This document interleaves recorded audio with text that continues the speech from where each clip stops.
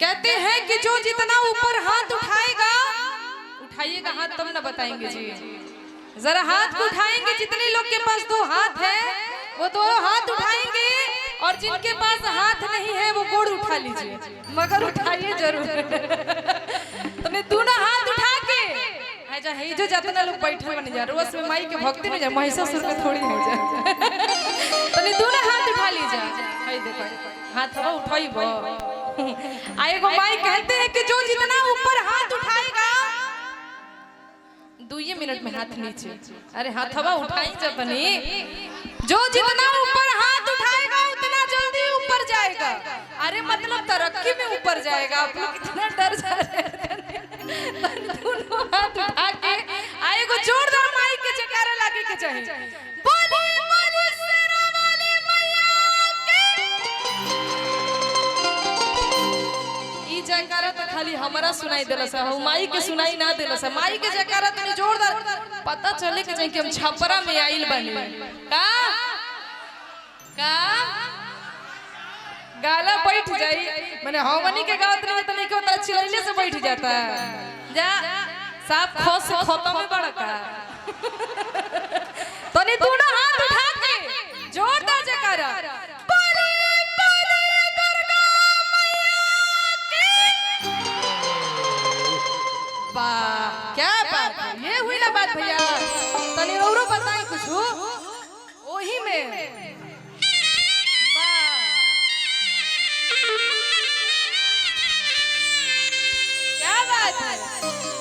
आई भजन के कार्यक्रम शुरू करो। 2-4 गो माई के भजन गाय माई बहिन लोग बैठल बानी जा। कौना भाव में मंच पे हमारे सभी साथी कलाकार प्रद्युमन भैया, रोशन भैया भी आई बनी, सबके प्रणाम बा। मंच पे उपस्थित हम राजन भैया के समस्त टीम के हमार प्रणाम बा। और सबसे ज्यादा प्रणाम हमार साउंड वाले भैया के बा, काहे कि रउरा सही रहम तबे सब सही रही। आपको नजर मत हटाई। आई कहे के बकवाना भाव में भैया हो। एफ दे दीजिए, एफ।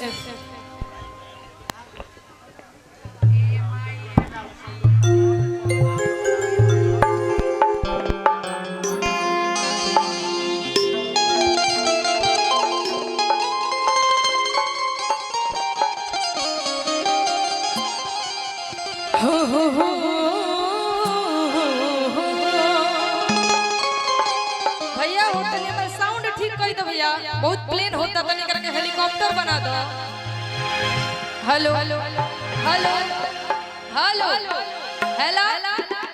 हेलो हेलो, हां ठीक है। आई कहे के बकवाना भाव में तनी बस बताई जे साउंड की दिक्कत हुई। ठीक है आई कहे के बकवाना भाव में।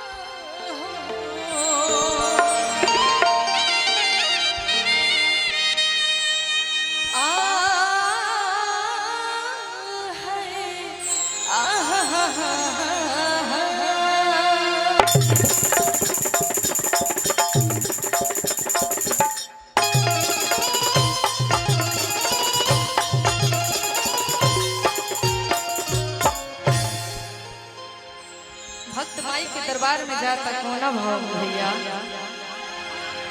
हे जगदम्बा गीत नइखे,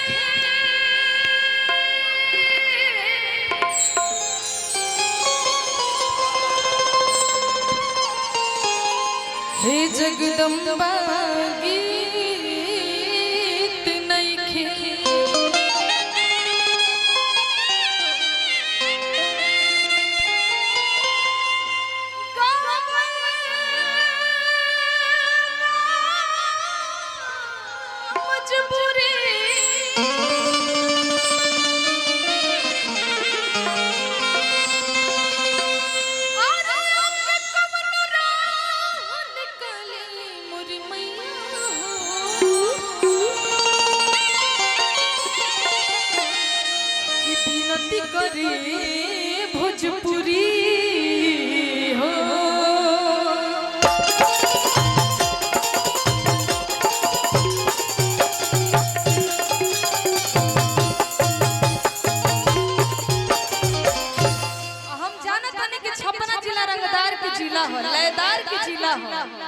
रौरा सबके देख की बात के हमारा गारंटी रहे और गारंटी में बदली कि सही में रौरा सब बड़ा दिलदार बनी जा। देखी कितना सुंदर रौरा सबके देख के तोरू मन गदगद हो गइल हमार। लेकिन माई से भक्त कहता कि हे माई रौरा मर्जी के बिना एगो पतइयो ना हिल सकेला तो हमनी के का औकात बा कि कुछ गा लीजा कुछ बजा लीजा। भक्त कहता कि सुरताल के हाल न जानी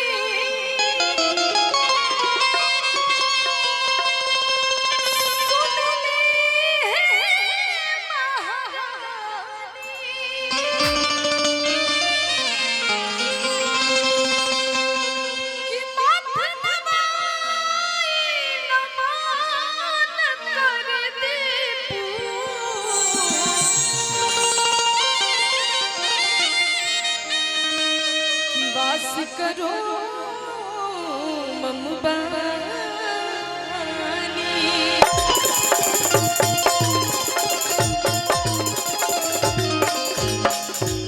देखिए वो भक्त माई के दरबार में जाके माई से कहता पहले एक बार जोरदार जयकारा हो जाए बोली दुर्गा भवानी की। आ कहे के बाद कैसे अरे कि जो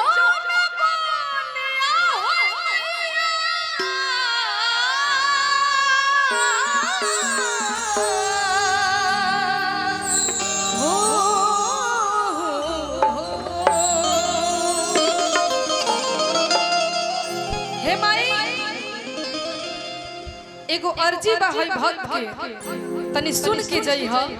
भक्त माई से कहत का कि जवनबा में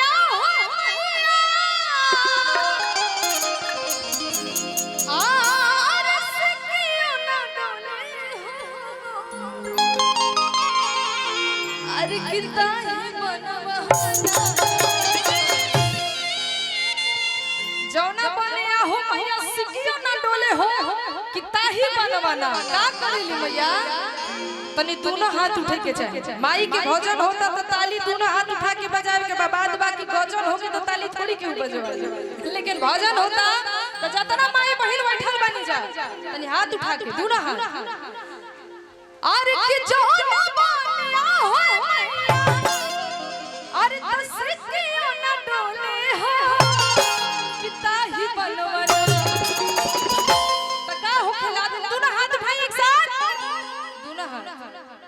तेरा ध्यान किधर है तेरी हीरोइन इधर है। तने हाथ उठा के दोनों हाथ उठा के ताली बजा के तो मैया मोरी अल्लाह मिली बसरा हो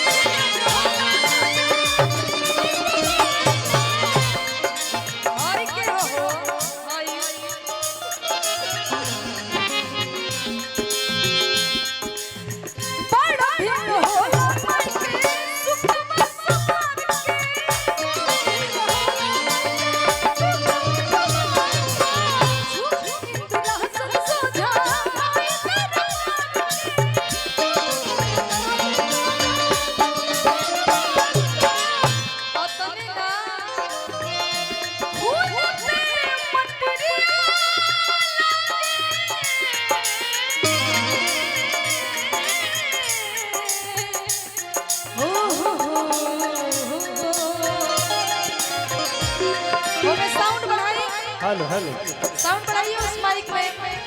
ठीक बा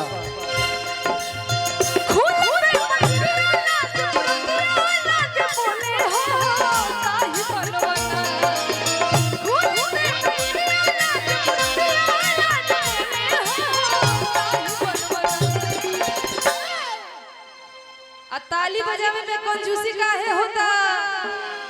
मैं एक बात बता देना चाहती हूँ, जब तक माई के भजन होता ताली बजाओ नहीं, ओकरा बाद थोड़ी हम कहूँ कि ताली बजाइए। लेकिन मैं एक बात बता देना चाहती हूँ, जो ताली बजा रहे हैं ठीक है, और जो ताली नहीं बजा रहे हैं उनके लिए एक बात बता दूं मैं। भैया की तरफ से बहुत पुरस्कार बा। अच्छा नामो में मदन सिंह मुखिया जी के तरफ से बहुत पुरस्कार बा। मुखिया जी इतना कंजूसई काहे करत नहीं। आई बहुत पुरस्कार बा। जे ताली बजाओ त ठीक बा, लेकिन जे ताली नहीं खे बजाओ तो ओकरा खातिर को हम बात बोलल चाहत नहीं। बोल दी कहते हैं कि मेरे मैया से बड़ा कोई नहीं है इस जहान में। मेरी सिरा वाली मैया से बड़ा कोई नहीं है इस जहान में। और अगर ताली बजाने में इतनी शर्म आ रही है, ताली बजाने में इतनी शर्म आ रही है, तो आज से अपना घर बना लो पाकिस्तान में। आना तो ताली बजाएगा तो मैया मोरी अल्लाह विल्ली पसंद।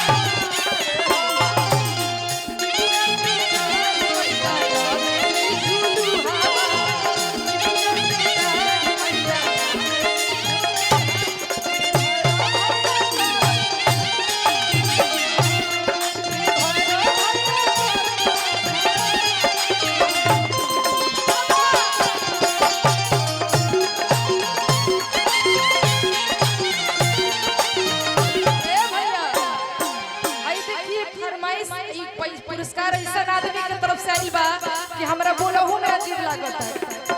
का लिखल बा हो?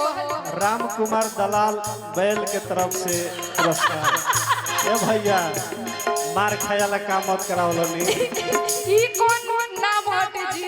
दलाल प्लस बैल ना मांगल बा। बहुत पुरस्कार बा। कहां से ऐसा। अच्छा भैया बैल होवे आयो बड़ा, लेकिन वो बैल जैसे लागत नहीं करो तो साढ़ ऐसा लागत है।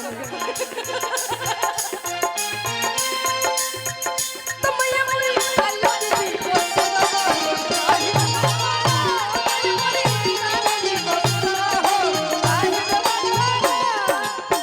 ये बतिया के भैया हो। हमनी के यूपी बिहार में जब माई के बुलवला पे माई ना आवेली तो हमरे ऐसा ओझा सोखा लोग माई के दिवास लगावे लो। कोना भाव में हर की कोना बनवा बोले अरे तो को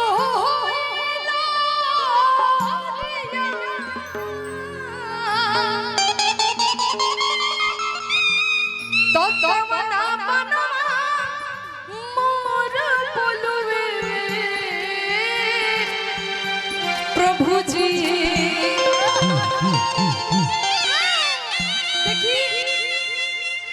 तो सभी के हुकावेला पछरा के, लेकिन इहे बतिया के तनी हम गाव तनी कोना भाव में भैया हो।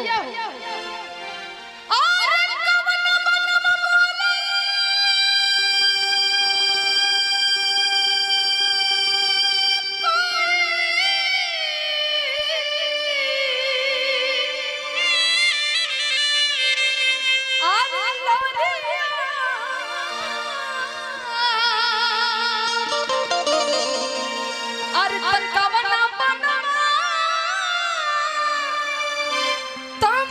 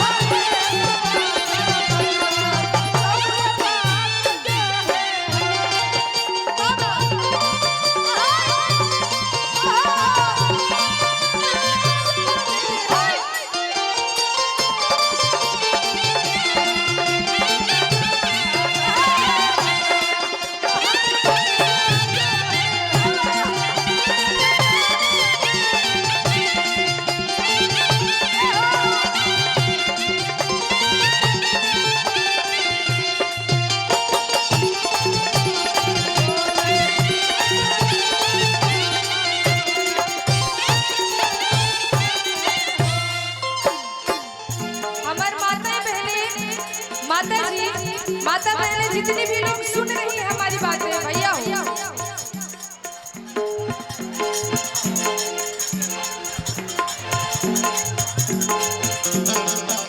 हमारी माता बहने ए भैया रुका हो लागत है कुछ घुस गइल बा का दो सांप बिच्छी उच्छी घुस गइल बा का सबे के खड़ा हो गई कौन बात नहीं सभी के हो के अब सूते के टाइम होता व्रत में बाड़ लोग रात भर थोड़ी जागी लोग ना जी लेकिन कोनो बात नहीं हेलो। सभी हां चाची आधा घंटा रुको एगो दूगो गाना हम रुकवा के रखले बनी कि चल जेबू तो पछतइबू काल्हो सुत लेबू लेकिन गीतिया ना सुनबू सुना छपरा जिला के लोग रंगदार ना होला ऐसे कहलो न दीपिका जी कि कौस के हाला करो लोग चाहे जयकारी लगाओ लोग तो भाई कहलो कि गाला लाग जाए तो मतलब कि लयदार बा अगर जयकारियों मनाई तो सुर ताल और लय में जयकारी मनाई सुनो, तो छपरा जिला के पहचान हो मुकेश भैया हाँ। तू तो बैठावो तर ठीक बा लेकिन इहो बात रखो माई बहन लोग जी में बहुत काम होखेला हमनी ऐसा रात भर जागे वाला काम कर लो सुबह हो जागे के पड़ी तो हमनी के बिना काम के का बनी तारे से घोड़ा गधा बेच के सूती लोग थोड़ी ना। हमनी के बिना काम के बन जा हमनी के मुख्य काम बन जा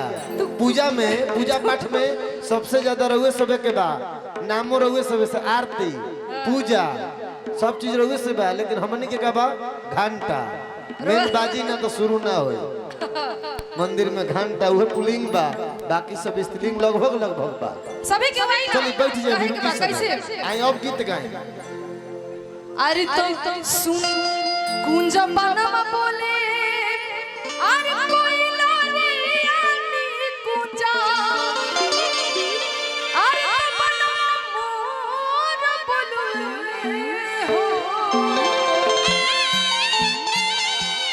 आ देखी भजन के अंतिम लाइन बा कौना भाव में त देवी मैया सुंदर बनवा बोले सहारे सवा सेवकवा गौरी पहाड़ जोड़े हो हेलो भैया जब इतना सुंदर हुआ देवास वाला पचरा गीत गाओ तनी कहने की छपरा जिला लयदार हो जब हम कह देले बनी यहाँ के बहुत सुनिए भैया चाचा जी हई देख के दिहल करो सुनो सुनी ना ना ना ना ये छेड़ी गांव हमारा अपन गांव हो राउर गांव ना पहले हमार कहे से ना यो करे के निभावे पूछ ली, पड़ेला इनके से पूछ पूछे के ली। ना पड़ेला चाचा साक्ष जी माने पड़ेला सुनी है नहीं बताएं के करो हमारे पहले ही हमारे गांव में एगो तो स्वागत करम तारा देखी बोल देले ना ना बना के थोड़े तू लोग बताओ तनी अब ई जोन गीत रहुआ गावत रही ए गीत के जोन भाव बा आ छपरा जिला के संगीत से जोन लगाव बा हम 2 मिनट चेक कर चाहतनी के देवी माई से प्यार करेला आ के फेसबुक पर अपना गर्लफ्रेंड से प्यार करेला हम यही चेक कर ले यही गीतिये में चेक कर ले सुनी रुकिए एक सेकंड फेसबुक वाला बात मत करी काहे गर्लफ्रेंड से सभी प्यार करेला अच्छा। लेकिन देवी माई के गर्लफ्रेंड से का ताल्लुकात बा ना, काहे नहीं के? ताल्लुकात करी देवी माई से महिषासुर के करी के सुन, लोग सुन। महिषासुर से प्यार जब करेला देवी माई से ताल्लुकात नहीं खे तो भोजपुरी गीत संगीत में देवी माई के गीत संगीत में बाबू सोना जादू टोना के काहे जोड़ के गावल जाते ना गावे के चाहत रही सने से पचरे गावे के चाहत रहला ए से हम चेक कइल चाहत नहीं राजन भैया हम चाहम के राउ टीम कहां बा पहले रोवे जोन सिलेक्शन करे के बा कॉल राउ टीम हेने के रही कि हेने के बता ले हमार टीम तो जहां से तू छोड़बो ना ना वहां ना से हम ना पकड़ो ना जहां से मन वहां से ले लेबे ना ना सुनी सुनी जहां से रौरा छोड़ दे ओइजा से हम पकड़ ले हम छोड़म ना हम अगर हाथ उठाएम तो सबे हमारे हो जाए ऐसे अच्छा, रउआ अच्छा। के देता नहीं कि रउआ अपन ले ली कौन विधानसभा ले हम कौन विधानसभा हेने के चली जाओ का प्रमोद भैया कौन चले हम जहां खड़ा बने ओइजे के हमार हो ठीक बा हई राउर विधानसभा हो हई हमार हो नु तने हाथवा उठ जाए तो भैया पूरा पूरा अच्छा हो गए हाथ अभी उठ अभी तो हाथ उठोने ए जब बिना बोलले उठता बोली देखी पुलिस भैया भाई हट बिना बोलले उठी उतना बोलले के दरकारे ना पड़े काहे कि कहल गइल बा कि ना केहू आटल बड़िए ना केहू आटी हो आ हटी गड़खा गांव में जब मरद होले खाटी हो अब सुनिए हमको बनावटी लोगों के व्यवहार अच्छे नहीं लगते हमको बनावटी लोगों के व्यवहार अच्छे नहीं लगते ईमान जहाँ बिक जाए वो बाजार अच्छे नहीं लगते दुनिया की चकाचौंध सबको लुभाती है दीपिका ओझा जी, लेकिन जिस आंगन में देवी मैया के आगमन पर ऐसा पचरा हो और ताली न बजे, वो बाजार अच्छे नहीं लगते। नहीं तो सुनिए, हाँ। ये ताली अगर बोल रहे हैं तो यहाँ से ज्यादा बज रहा है, आपके यहाँ से कम बज रहा है। तो आपके तरफ के लोगों के लिए मैं बता दे रही हूँ अभी फिलहाल के लिए कि है माँ तेरे दरबार में आज की शाम काली बिल्ली उजली हो जाए। पुरान हो गई ढेरी। सुना कलकत्ता जागरण में वो ढेर दिन से कहता है। सुनी नया कुछ। अरे सुनी बात, आज जो तेरे दरबार में ताली ना बजाए हाथ में खुजली हो जाए। ना तारा मुहवा पे खुजली हो जाए। तो हरे मुंह में कोकुलहट हो जाए।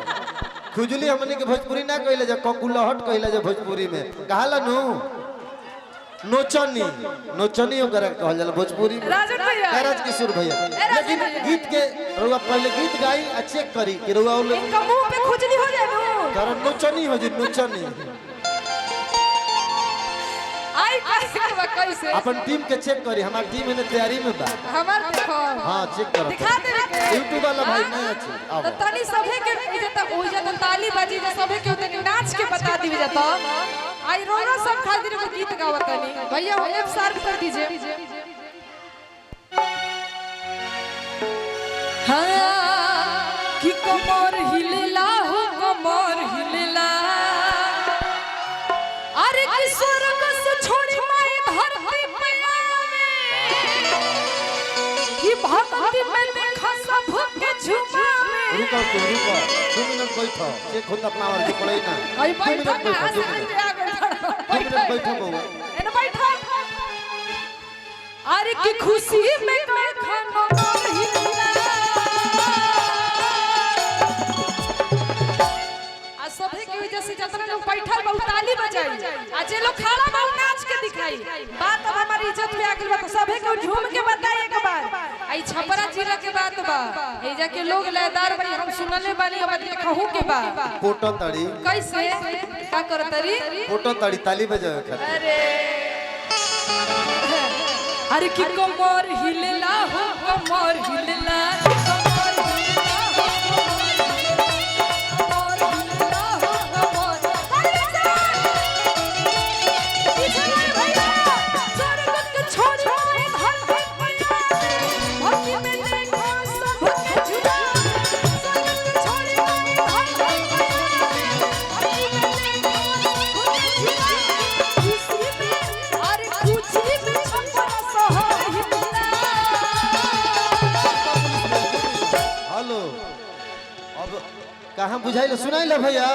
ताली ताली तनिको सुनाइल हो गई कहां सुनाइल देखो। ऐसा बात सुनो नहीं सुनो के ताली बजावत रहे, बुझात रहे कि सास पतो चार गो झोटा झोटी करत लोग। हां ये लोग चार गो ऐसे से अपन ओही में घूंघ में घूंघट में करत रहे लोग। देखो ताली कैसे बजेला, आ केंगा बजावेला छपरा जिला के लोग ताली केंगा।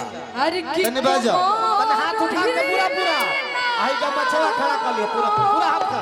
हेलो हेलो एक मिनट, अब हमार बारी बा, ये धुनम आई है कितिया होई। अच्छा। आ देखिए कैसे ताली बाजी, रौरा खातिर गीत चेंज कर दी का।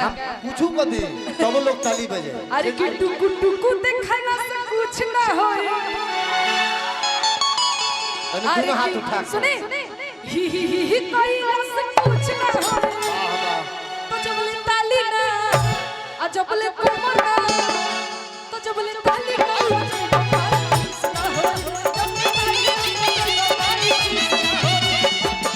टुकु देखला से कुछ ना होई। देखला से कुछ ना होई। हेलो टाटा इंडिकम हच आइडिया जियो काम करना फेल कर जाए, दीपिका ओझा जी मुकेश राय को कबूल है। छपरा मीठेपुर में इतना ताली कमजोर मुकेश को कबूल नहीं है। एक बार शेरा वाली मैया से मोहब्बत करने वाला हाथ खड़ा कर लीजिए, चाहे कितना भी बड़ा आदमी हो। अब बजा देना राजन भैया, धुन बजा देना। जब ले तहरी ना पाता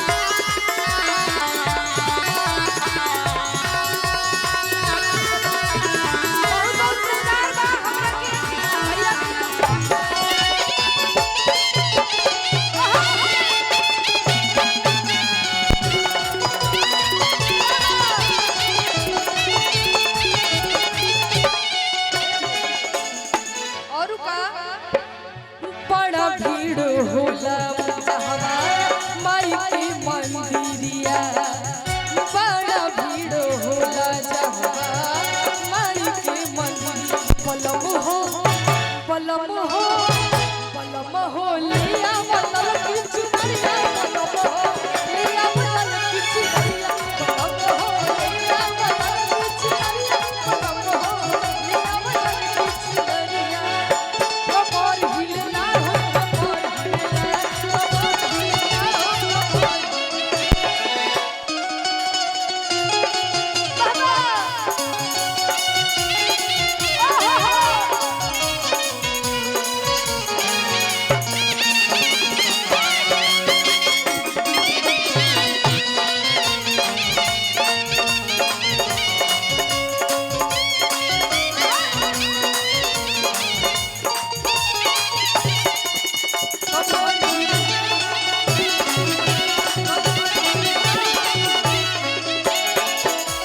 देखिए बड़ा सुंदर वो गीत हमरे याद आइल हा शिवानी जी बुला ली